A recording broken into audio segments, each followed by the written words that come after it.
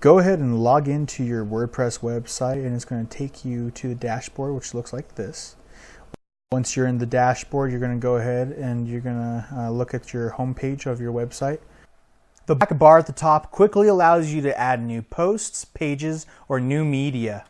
Look down here at all the things and items you can go ahead and post. So that's where you can add stuff that was not currently on your website. I could add a new user. Pretty much anything on the home page can be edited directly. So right here on home, you can see this page can be edited by clicking there.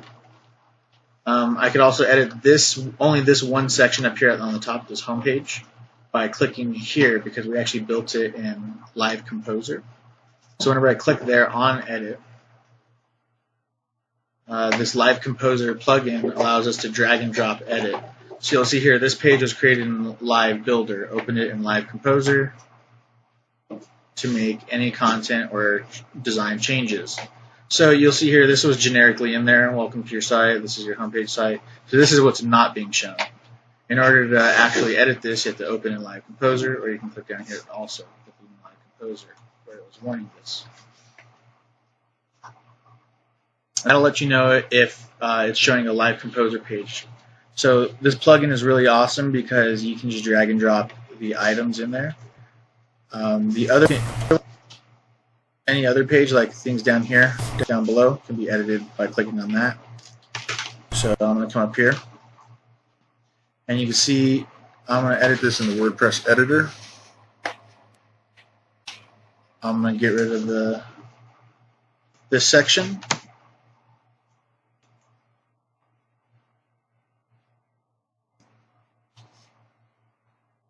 And confirm. I think what I'm also going to do is I'm going to do this, control, and leave it there. Confirm, and publish changes. So the cool thing about this is that you can drag and drop. Like if I wanted another image, I can drag it in there. If I want a button, drag one in there. So a rule of thumb in the future, if you ever want to add something like the main action you want somebody to do, you can throw a button in there and have it lead to a URL. Maybe you want them to go and visit. Maybe you make another page on here that you want them to visit, main page, and you can have them do that. So once you're done with that, you saved everything, go ahead and click Disable Editor, and it'll close the Live Composer editor. That's this blue bar thing that you can drag and drop things that you activate whenever you press that green button.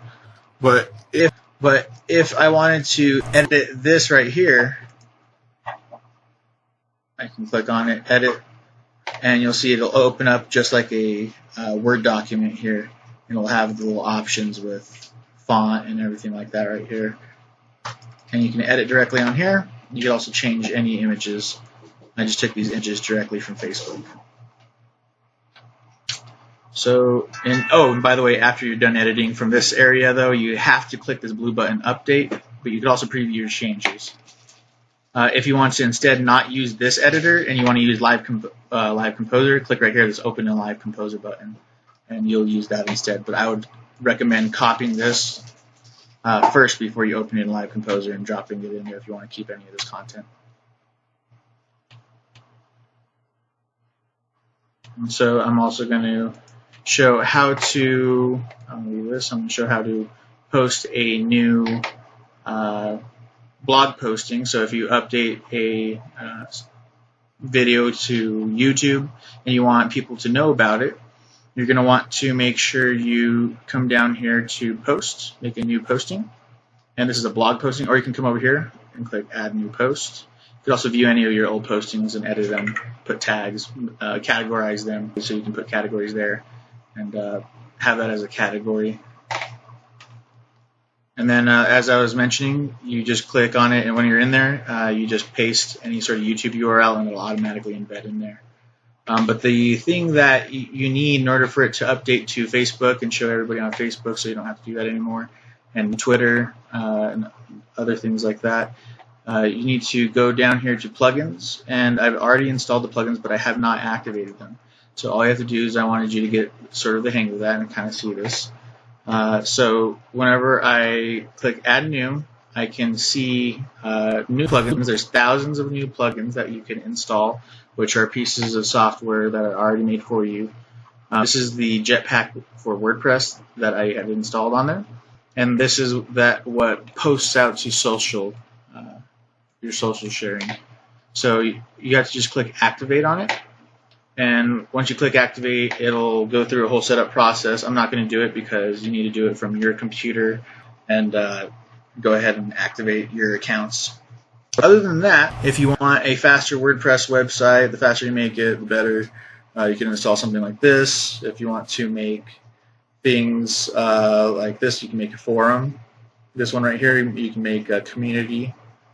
I do offer my recommendation to try out different software. If you go and take a look at Green Website Hosting in the Customer Home section, you click on that little button up there, Customer Home. It'll go to your front customer page. And you'll look down here. I recommend this one if you want to make a membership website.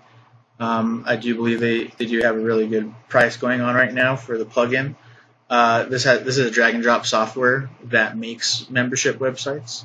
They have every single thing covered in their YouTube videos.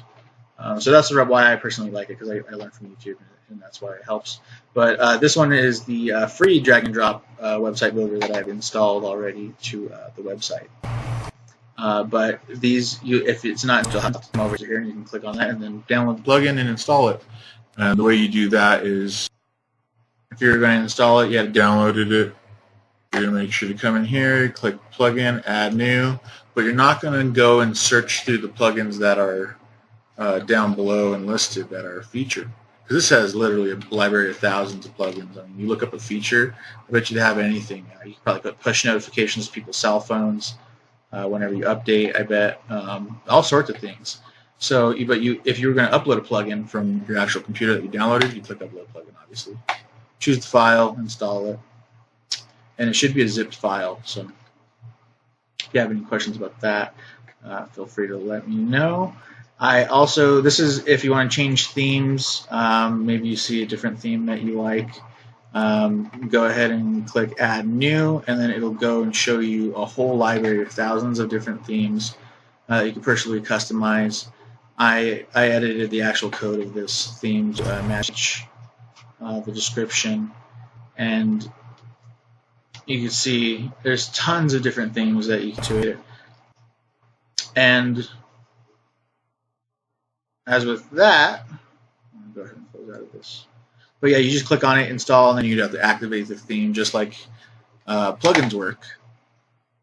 And then settings. What I'm going to do is I'm going to make sure your links, though, this is something for Google. Google likes it better, not whenever you have the end of your link like this for each post. Instead, they like it whenever you have a post name. So instead, if you had your post titling, said something about maybe how to clean windows that have calcium buildup, you could have that in there, and it'll actually show up better for search results, because it'll also be in the URL, the title, and probably somewhere in the description of the post, the tags. It'll also be inside because Google goes by what you're telling it is by tags, description, the body of the post, everything that it can get its hands on. So you want to make sure you have the keywords in almost every single one of them, but don't put them excessively. Like, you can't put them more than a few times. You can't look excessive, otherwise Google will think you're trying to keyword stuff, which was looked down upon by them. So I'm going to save the changes on this. You have to always click Save Changes. Is usually a blue button to save everything. And there we go. Permalink structure updated. So now your posts will be titled like this. We'll have the post name instead after. And what I'm going to do is I'm going to make sure I got to get the website up and running with the actual .com version. So I will cover that in a completely different video for anybody else who wants to know about that stuff. But it'll all be taken care of on this account.